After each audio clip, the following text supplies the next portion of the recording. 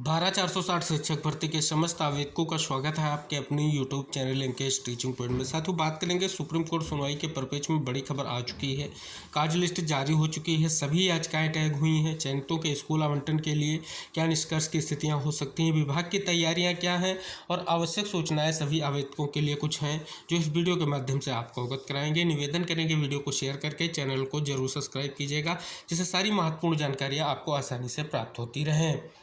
साथियों आप सभी के सामने जो है कोर्ट नंबर 10 की जो है काज लिस्ट है। जस्टिस जेके महेश्वरी और जस्टिस संजय कौलसर की बेंच में केस सुनवाई होगी। अब साथियों 3 अप्रैल की सुनवाई की अगर हम बात करें तो यहाँ पर काज लिस्ट अगर आप देख रहे हैं तो काज लिस्ट में अगर आप यहाँ पर चेक कर पा रहे हैं तो 2 चीज़ें आपको देखने को मिलेंगी। एक तो आपको यहाँ पर जब आप मिसलेनियस और जो है अगर आप देख रहे हैं काज लिस्ट, उसमें जो है केसों की संख्या जो आपको दिख रही है वो लिमिटेड केस दिखाई दे रहे हैं और वहाँ पर आपके जो है 13 केस ही यहाँ पर दिख रहे हैं। अब साथियों किस कार्य लिस्ट में आप सभी का जो केस है सूचीबद्ध हुआ है उस पर बात करते हैं।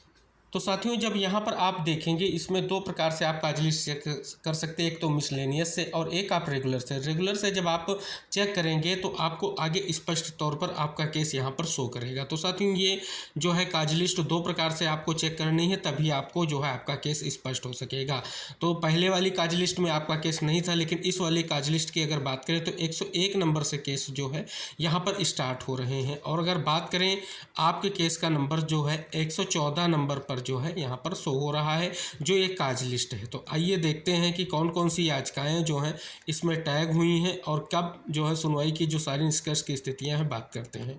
तो साथियों जैसा कि आप सभी को पता है यहाँ पर आप देख सकते हैं Umesh Chandra versus state of UP की जो लीडिंग याचिका है, इसमें आपका जो है सिविल अपील नंबर जो है 4131/2024 ये जो है आपका स्पष्ट तौर पर एडमिटेड हो चुका है। यहाँ पर आप देख रहे हैं। आगे हम जो है केस के जो है स्टेटस में आपको कुछ चीज़ें और इंगित कराएंगे। तो इसमें बात कर लें, पहली तो आपकी याचिका हो गई, इसमें बहुत सारी आईए हैं यहाँ पर आपको दिख रही होंगी। आगे इसमें दूसरा जो केस टैग है वो है आपका Ravi Kumar versus the state of UP का।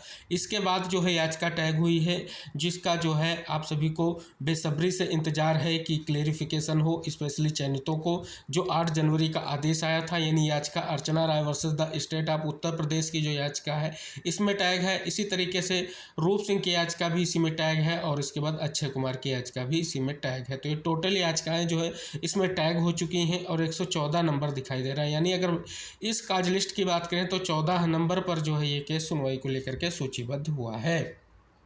अब साथियों हम बात करते हैं 1 बाय 1 जो आपके केस हैं उनके केस स्टेटस की स्थिति पर। यहाँ पर आप देख रहे हैं ये उमेश चंद वर्सेस स्टेट ऑफ यूपी का जो केस है इसका जो है स्टेटस इस प्रकार से। यहाँ पर पहले आपको जो है एसएलपी नंबर दिख रहा था और आपको डायरी नंबर मिल रहा था। अब साथियों यहाँ पर आपको एक और चीज़ निकल कर आ रही है, सिविल अपील नंबर जो है आपको मिला है और ये है जो है आप देख रहे हैं रजिस्टर्ड भी बात की जा रही है कि 13/3/2024 की यहाँ पर आपको बात की जा रही है। तो स्पष्ट हो रहा है कि एक महत्वपूर्ण सुनवाई होने जा रही है और जस्टिस जेके महेश्वरी और जस्टिस संजय कौलसर की बेंच में सुनवाई होगी। और ये केस एडमिटेड का अर्थ है कि 11/3/2024 को एडमिटेड किया गया है। तो स्पष्ट हो रहा है कि इन सभी केसों को एक साथ कहीं ना कहीं सुन करके निस्तारण किया जाएगा। इसी प्रकार से दूसरी याचिका है अर्चना राय की, इसमें भी आप देख रहे हैं सिविल अपील नंबर ग्रांट किया गया है और 13 मार्च में ही ग्रांट किया गया है। ये भी सुनवाई को लेकर के आप सभी को पता है 114 नंबर सीरियल यहाँ पर शो हो रहा है। इसके बाद आपकी Akshay Kumar versus the state of Uttar Pradesh की याचिका भी शो हो रही है, यहाँ पर आप देख रहे हैं ये स्पष्ट हो रहा है। और इसके बाद एक और याचिका आपकी जो है रूप सिंह की याचिका, इसकी भी कहीं ना कहीं स्पष्ट तौर पर स्टेटस आप सभी के सामने है जिसमें जो है सिविल अपील नंबर वगैरह ग्रांट किया गया है। तो यानी एक बड़ा निष्कर्ष आप सभी के सामने आ रहा है कि एक साथ सभी याचिकाएं जो है टैग हो चुकी हैं। अब साथियों यहाँ पर कार्य लिस्ट से स्पष्ट हो रहा है कि 3 अप्रैल को सुनवाई की जो संभावनाएं हैं बिल्कुल कंप्लीट हो चुकी हैं। पहले ही आप सभी को पता है कि लिस्ट आ चुकी थी जिसमें स्पष्ट हुआ था कि केस सुनवाई को लेकर के सूचीबद्ध होगा और एडमिटेड किया गया है केस, बदलाव हुआ है केस में।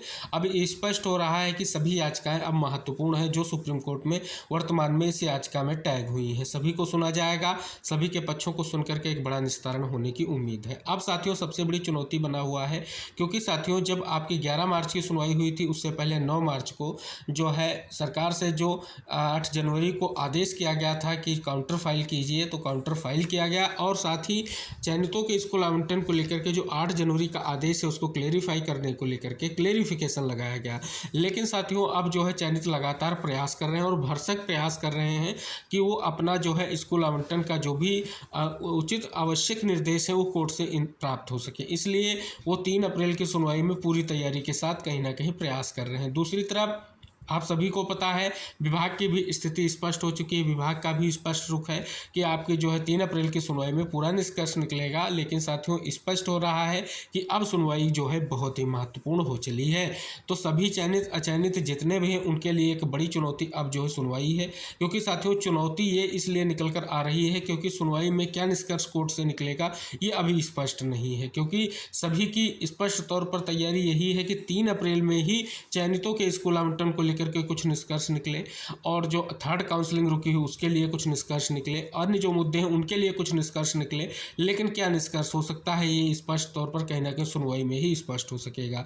तो साथियों सबसे बड़ी चुनौती ये बना हुआ है क्या इस चयनितों के स्कूल आवंटन को लेकर के 11 मार्च के बाद 3 अप्रैल को कोई निर्देश कोर्ट दे पाएगा या कोर्ट से स्पष्ट तौर पर निकल कर आ सकेगा। क्योंकि इतनी सारी याचिकाएं हैं, सभी को कोर्ट सुन करके क्या निस्तारण देगा, क्या पहली ही डेट में स्पष्ट तौर पर जो है आपका स्कूल आवंटन को लेकर के दिशा निर्देश आएगा, ये भी चुनौती बना हुआ है। क्योंकि 11 मार्च में विभाग की पूरी तैयारी थी, विभाग की तरफ से कहीं ना कहीं जो है प्रयास था, लेकिन साथियों आपने देखा कि कोर्ट से यही निष्कर्ष निकल कर आया कि अब आगे जो सुनवाई होगी निस्तारण के बाद स्थितियां स्पष्ट होंगी। तो साथियों ये यहाँ पर सबसे बड़ी चुनौती बना हुआ है। उम्मीद कर रहे हैं कि 3 अप्रैल में जो प्रयास है वो सार्थक हो, चयनितों के स्कूल आवंटन को लेकर के कुछ स्थितियाँ क्लियर हों। लेकिन साथियों आप देख रहे हैं कि सारी चीज़ें आप सभी के सामने आ चुकी हैं। अब 3 अप्रैल जो है महत्वपूर्ण दिन हो सकता है, चाहे वो चयनित भाई हैं या अचयनित हैं, क्योंकि यहाँ पर सभी अपने हिस्से का प्रयास कर रहे हैं।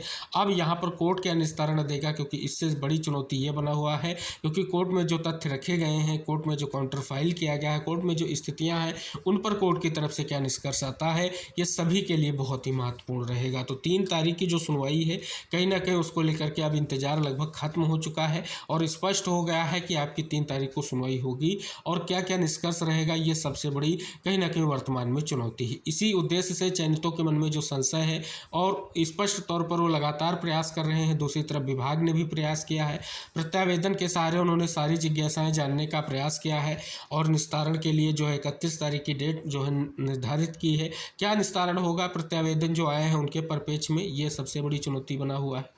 आशा करते हैं कि 3 अप्रैल को जो है कोर्ट से एक बड़ी निष्कर्ष की स्थिति जरूर स्पष्ट होगी अगर चयनितों के स्कूल आवंटन के दृष्टिकोण से देखें तो उम्मीद है कि एक बड़ा निष्कर्ष जरूर निकलेगा। जो भी निष्कर्ष होगा बहुत ही महत्वपूर्ण होगा। तो साथियों जो भी आपके 12,460 शिक्षक भर्ती के परिप्रेक्ष्य में आवश्यक और महत्वपूर्ण सूचनाएं होंगी हम वीडियो के माध्यम से आप सभी साथियों तक शेयर करने का पूरा प्रयास करेंगे। निष्कर्ष की स्थितियों को जानने के लिए लगातार हमारे चैनल से जुड़े रहें और अन्य साथियों को भी जुड़ने से कहीं ना कहीं प्रेरित करें, जिससे सारी महत्वपूर्ण जानकारी आपको आसानी से प्राप्त होती रहे। मिलते हैं नेक्स्ट अपडेट के साथ, तब तक के लिए टेक केयर, बाय बाय साथियों।